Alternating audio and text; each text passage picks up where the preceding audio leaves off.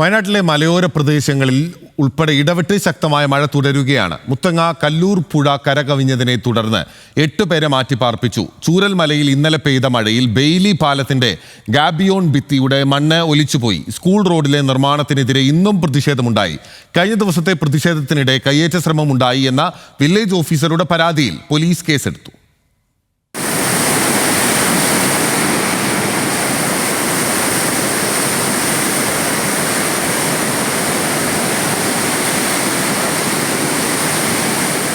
ഇന്നലെ കുത്തിയൊലിച്ചു വന്ന പുന്നപ്പുഴ ഇന്ന് ശാന്തമായിരുന്നു.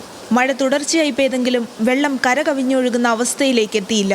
എന്നാൽ ബെയിലി പാലത്തിന്റെ ഗാബിയോൺ ഭിത്തിയിലെ മണ്ണ് ഇന്നലെ പെയ്ത മഴയിൽ ഒലിച്ചുപോയി. സംരക്ഷണ ഭിത്തി ഉയരത്തിൽ നിർമ്മിക്കാത്തതാണ് മണ്ണൊലിച്ചു പോകാൻ കാരണമെന്ന് നാട്ടുകാർ പറഞ്ഞു. പുന്നപ്പുഴയുടെ ഒഴുക്ക് പുനഃക്രമീകരിക്കുന്നതിൽ വീഴ്ച പറ്റിയതായി ടി സിദ്ദിഖ് MLA പറഞ്ഞു. അതേസമയം ഇന്നലത്തെ മഴയിൽ തകർന്ന ചൂരൽമല സ്കൂൾ റോഡിൽ മണ്ണിടുന്നത് പടവെട്ടിക്കുന്ന് നിവാസികൾ തടഞ്ഞു. ചൂരൽമലയിൽ പ്രതിഷേധത്തിന്റെ ഭാഗമായി വെള്ളാർമല വില്ലേജ് ഓഫീസറെ തടഞ്ഞ 6 നാട്ടുകാർക്കെതിരെ മേപ്പാടി പോലീസ് ജാമ്യമില്ലാ വകുപ്പ് ചുമത്തി കേസെടുത്തു. ചൂരൽമലയിൽ കൂടുതൽ പോലീസുകാരെ അടക്കം നിയോഗിച്ച് നിയന്ത്രണവും ശക്തമാക്കി.